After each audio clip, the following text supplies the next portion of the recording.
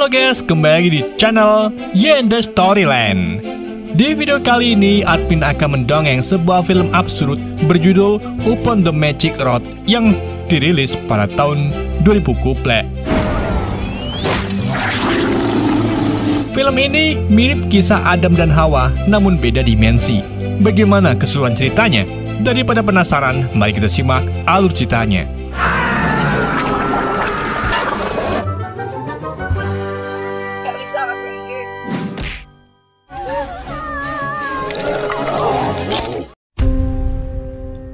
Cerita diawali di tahun keempat Song, tepatnya di kota Han. Seorang pejabat kikir, sebut saja namanya Bagong, harus menghadapi para siluman yang terus bermunculan. Saking banyaknya, siluman yang muncul membuat pemburu siluman menjadikan kejadian ini sebagai ladang cuan. Namun berbeda dengan seorang pemburu siluman bernama Yinu yang datang ke tempat itu karena tujuan lain. Tak lama, sebuah aura siluman terdeteksi. Yinu yang mengetahui hal itu segera melancarkan serangan ke arah pintu yang terbuka. Rupa-rupanya yang datang dari pintu tersebut bukan seorang siluman, melainkan seorang bisu berambut bernama Budong. Tiba-tiba, sebuah aura siluman kembali terdeteksi. Seketika sebuah lubang besar pun muncul dari dalam tanah. Para pemburu siluman mencoba menangkap siluman tersebut, namun naas, mereka malah menjadi santapan siluman itu.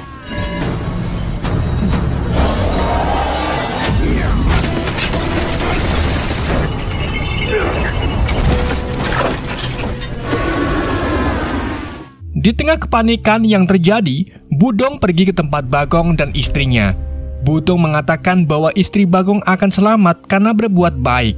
Berbeda dengan nasib Bagong yang kikir dan selalu memeras rakyatnya. Dan saat Budong sedang mendongeng, sebuah lidah muncul yang membawa Budong ke dalam tanah. Kepanikan pun semakin terjadi saat para pemburu siluman satu persatu menjadi mangsa. Dan karena sang siluman yang masih merasa lapar, ia mulai menuju ke tengah kota. Dari bawah sungai, sesosok siluman kecebong mulai terlihat. Dan Budong yang ternyata berhasil selamat sudah berada di punggung kecebong tersebut. Di sisi lain, Bagong meninggalkan istri dan anaknya demi menyelamatkan dirinya. Saat pertarungan terjadi antara Budong dengan si kecebong, Yinu mulai melepaskan beberapa anak panah, namun anak panah itu mengenai Budong. Kemudian Yinu kembali melepaskan anak panahnya dengan dilapisi racun dan berhasil membunuh siluman kecebong tersebut.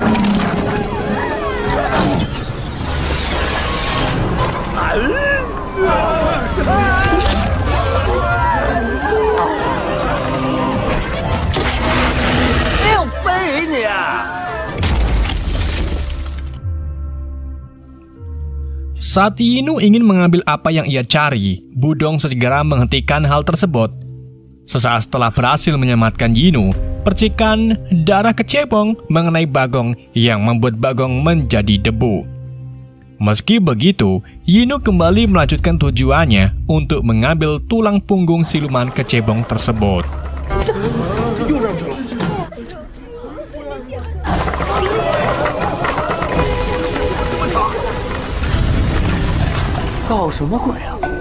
Setelah mengalahkan siluman kecebong, Butong kembali ke kuil dan menemui gurunya.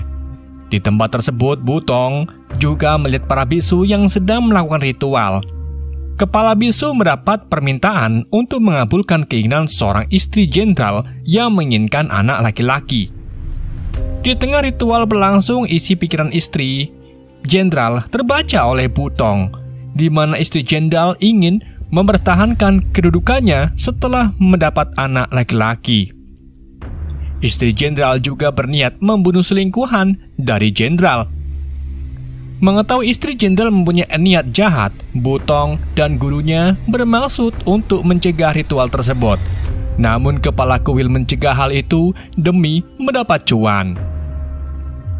Di sisi lain, Yinu peserta relawannya yang sudah kembali ke markas mulai mengekstrak tulang punggung ke dalam sebuah alat. Tersebut dirancang oleh Yinu setelah ia berada di dunia manusia selama 1000 tahun. Alat itu bisa melihat kejadian masa lalu untuk mengetahui wajah dari reinkarnasi Cintong. Dan sebelum alat itu digunakan, Yinu masih membutuhkan satu bahan dari tubuh siluman Ciklop. 1000 tahun lalu, Yinu merupakan seorang dewi penjaga buah persik di Istana Langit. Sambil menjaga pohon persik, Yinu sedang menunggu seorang. Tak berselang lama, orang yang ditunggu Yinu pun tiba. Ia adalah seorang dewa bernama Cintong. Cintong bersama saudaranya bernama Funu telah menyelesaikan tugasnya setelah melawan para naga jahat. Yinu dan Cintong diciptakan mempunyai kisah asmara. Meski begitu, Yinu tetap khawatir jika hubungan mereka berdua diketahui oleh dewa lain. Dan jika hal itu terjadi, Cintong bersedia meninggalkan Istana Langit demi hidup bersama Yinu. Di tengah mereka bermesraan, tiba-tiba buah persik mulai berjatuhan. Dan tak lama para dewa pun mulai berkumpul. Dan setelah mengetahui hubungan asmara mereka berdua, hubungan asmara sesama dewa dilarang di Istana Langit. Dan akibat dari hubungan antara Yinu dan Cintong, membuat buah persik itu pun jatuh sebelum matang. Akhirnya, sidang pun dimulai mengenai hubungan Cintong dan Yinu. Sebagian dewa menginginkan hukuman untuk mereka berdua. Karena tidak ingin kejadian tersebut terulang, mereka berdua dipindahkan meminum air pelupa cinta dan dikirim ke dunia manusia selama 100 tahun. Cintong menuruti keinginan para dong, meminum air pelupa cinta dan dikirim ke dunia manusia. Namun Yinu menolak karena ia tidak ingin melupakan perasaannya terhadap Cintong. Meski Yinu tidak meminum air pelupa cinta, ia dihukum para dewa untuk tidak bisa bertemu Cintong yang berada di dunia manusia. 1000 tahun pun telah berlalu semenjak Yinu turun ke dunia manusia. Berbagai macam tempat dan profesi Yinu dijalani demi menemukan Cintong. Meski Yinu masih mengingat perasaannya dengan Cintong, namun akibat hukuman para dewa, ia tidak mengetahui wajah Cintong yang telah dikirim ke dunia manusia. Sementara itu, seorang sales rumah bordir bernama Erkau sedang mengalami masa sulit setelah rumah bordirnya sepi. Melihat Budong yang sedang sarapan, Erkau menawarkan jasa ke rumah bordir kepada Butong. Sedangkan Butong yang melihat Erkau kembali merasa bahwa hari ini Erkau akan dihajar seseorang. Tak lama, seseorang wanita terjatuh dari atas rumah bordil. Rupa-rupanya wanita tersebut adalah istri Erkau yang menjadi wanita penghibur. Karena merasa istri Erkau terlalu tua, seorang pelanggan pun mulai membuli Erkau dan istrinya. Butong yang melihat hal itu segera menolong Erkau dengan rambut sekeras baja dan tubuh kebalnya. Butong mampu membuat kapok pelanggan tersebut.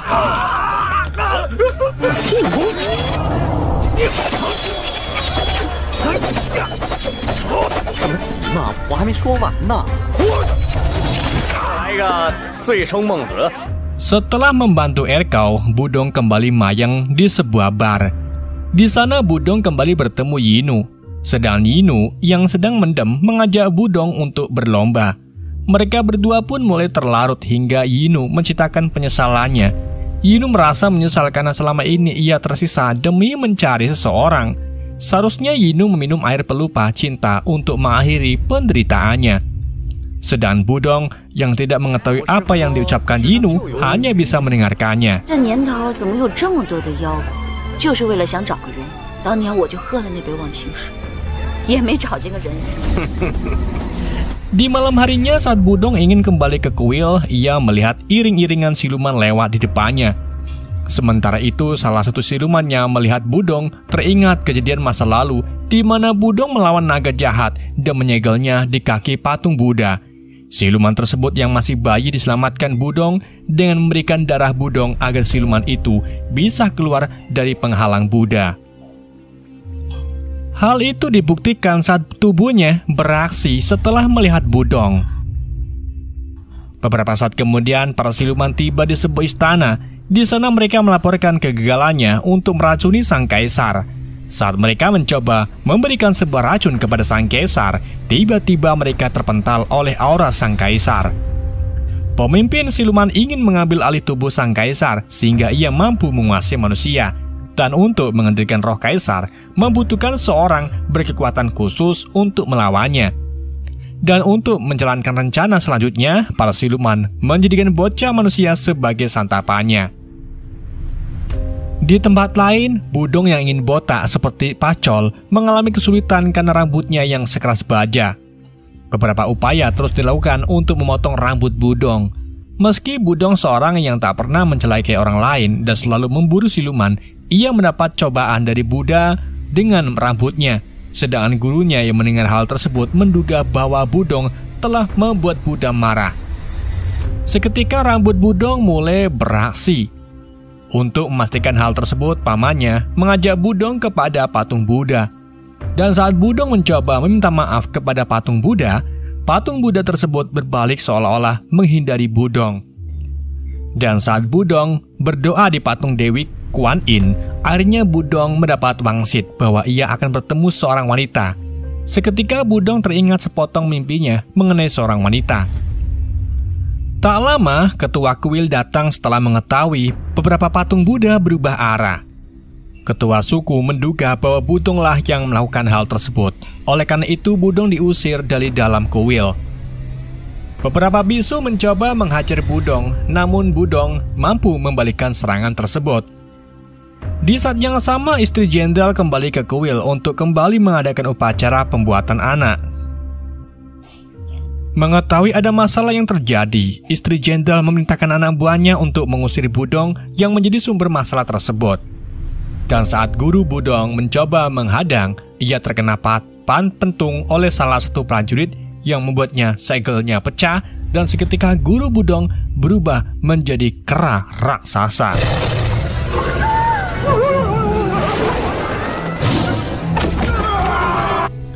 Setelah menyingkirkan beberapa pengganggu, guru Budong mengatakan bahwa ia sebenarnya adalah Funu, saudara dari Budong yang selalu mengawasinya di dunia manusia.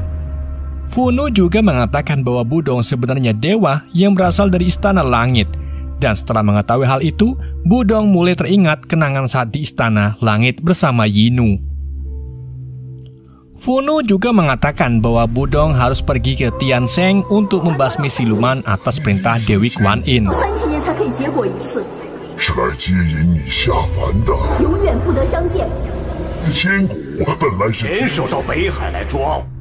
Di sisi lain, pemimpin siluman mengetahui bahwa Budong adalah seorang dewa yang selama ini ia cari. Rupa-rupanya, pemimpin siluman merupakan naga jahat yang disegel Budong sebelumnya saat ia menjadi dewa. Naga jahat juga mengetahui bahwa Budong tersandung kasus yang membuat Budong dikirim ke dunia manusia. Untuk membalaskan dendam, siluman naga jahat memintakan pengikutnya untuk menangkap wanita yang Budong cari, yaitu Yinu. Dengan memaksa Yinu untuk mendekati kaisar, Yinu bisa menekan aura kaisar dengan kekuatan dewinya.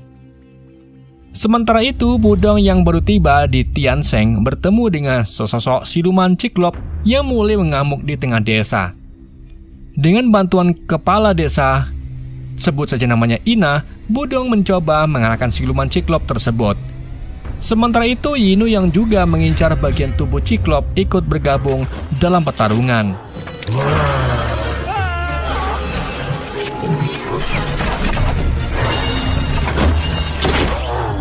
Meski demikian, Budong belum mengetahui bahwa wanita yang ia cari ternyata berada di depannya.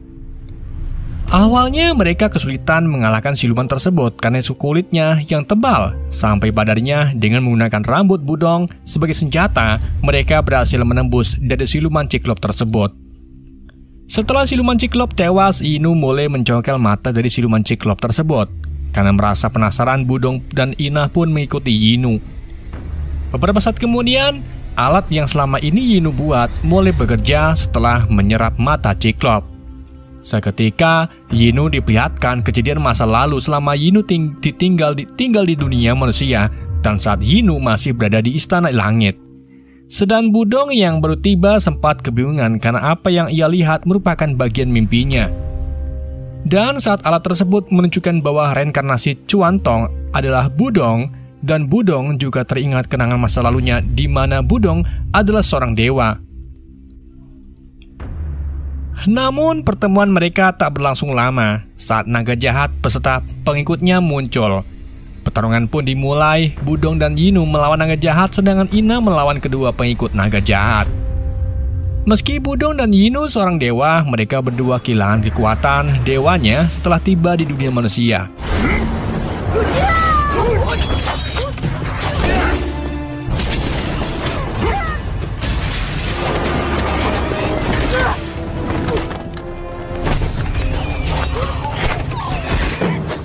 Sementara itu, Ina berhasil membunuh salah satu pengikut naga jahat dengan jurus pedangnya.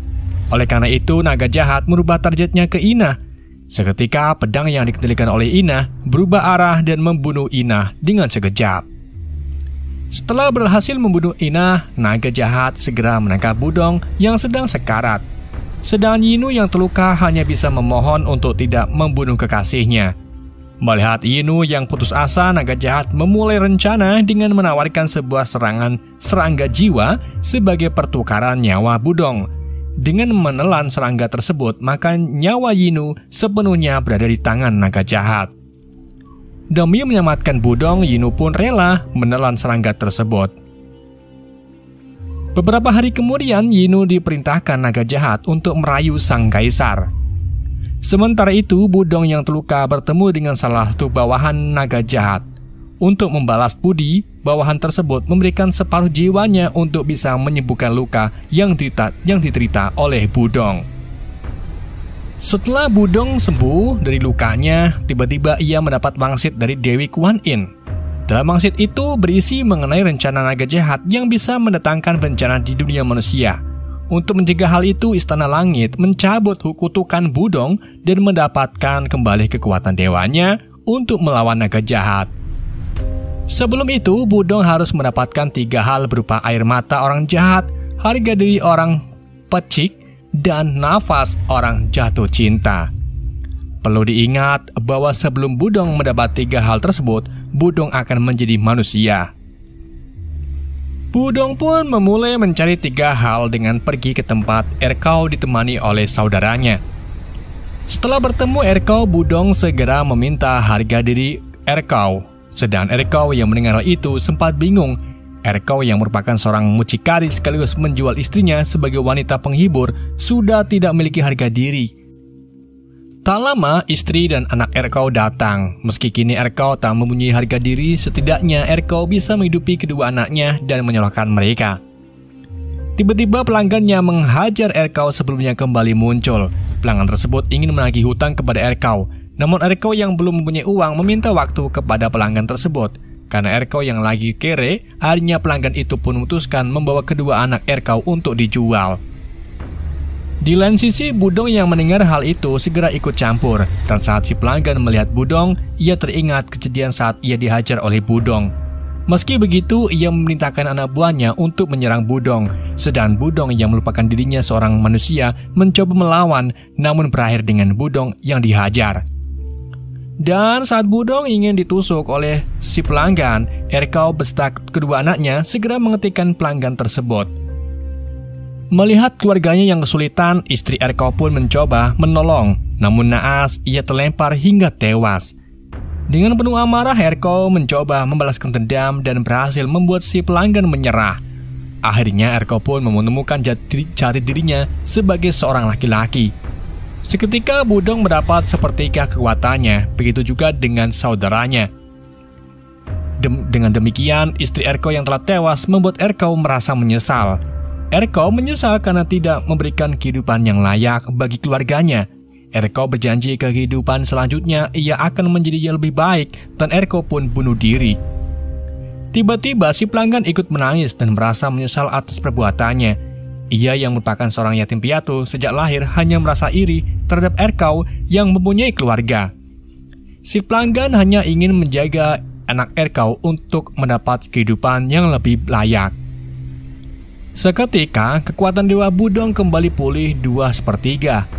Setelah mendapatkan air mata orang jahat, Dan sekarang, Budong hanya memerlukan nafas orang jatuh cinta dan berencana mendapatkan hal itu dari Yinu. Di tempat lain, Yinu sudah dijadikan membelai sang kaisar berkat bujukan naga jahat yang menyamar sebagai menteri. Saat sang kaisar dan Yinu akan berciuman, Yinu mengeluarkan sebuah racun. Namun ia sempat tersadar bahwa perbuatannya salah dan segera menghentikan racun tersebut. Yinu juga memberitahukan bahwa sang menteri ingin mencelakai kaisar demi menguasai kekaisaran. Mendengar hal itu, sang kaisar segera memerintahkan seluruh prajuritnya untuk keliling. Sementara itu, naga jahat yang mengetahui Yinu tidak menuruti keinginannya segera menghentikan serangan serangga jiwa. Seketika Yinu pun mulai merasa kesakitan. Untuk kembali menjalankan rencananya, naga jahat mengirimkan pengikutnya untuk menangkap kaisar. Tak lama, Budong beserta saudaranya pun muncul, dan hanya butuh waktu sekejap Budong mampu membunuh siluman tersebut. Tak lama lagi, naga jahat pun tiba. Melihat hal tersebut, saudaranya segera melawan naga jahat untuk memberikan waktu Budong mendapatkan kekuatan dewanya. Meski Budong beberapa kali mencium Yinu, namun ia tidak mendapatkan kembali kekuatannya. Akhirnya Budong pun ikut bergabung untuk melawan naga jahat. Namun karena keduanya belum mendapatkan kekuatan penuh dewa, Budong dan saudaranya pun kesulitan melawan naga jahat. Dan saat Yinu melancarkan serangannya, ia terdorong oleh naga jahat hingga sekarat. Sebelum Yinu tewas, ia memberikan ciuman terakhir kepada Budong yang membuat Budong mendapatkan kekuatan penuh dewanya. Meski begitu, naga jahat sempat terluka, dan untuk menyembuhkan lukanya, naga jahat meminta jiwa ular milik pengikutnya yang tersisa. Namun setelah mengetahui jiwa ular sudah diberikan kepada Budong, naga jahat pun marah dan memakan pengikutnya. Pertarungan final pun dimulai antara Budong yang menjadi dewa dengan naga jahat yang berubah menjadi naga. Dengan jurus 1000 bayangan, Budong membentuk sebuah naga emas. Karena serangannya gagal, Budong kembali berubah wujud, dan dengan sebuah tinju, Budong akhirnya mengalahkan naga jahat. Setelah pertarungan usai, Dewi Kuan Yin muncul untuk mengajak Budong kembali ke Istana Langit. Namun Budong menolak karena ia sudah tidak mempunyai tujuan di Istana Langit. Budong akan menetap di dunia manusia untuk membasmi para koruptor di negara Konoha. Dan film pun berakhir.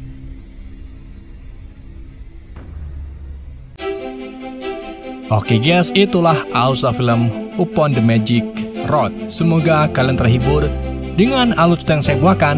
Mohon maaf jika ada kesalahan dalam penyampaiannya ataupun penyebutan nama.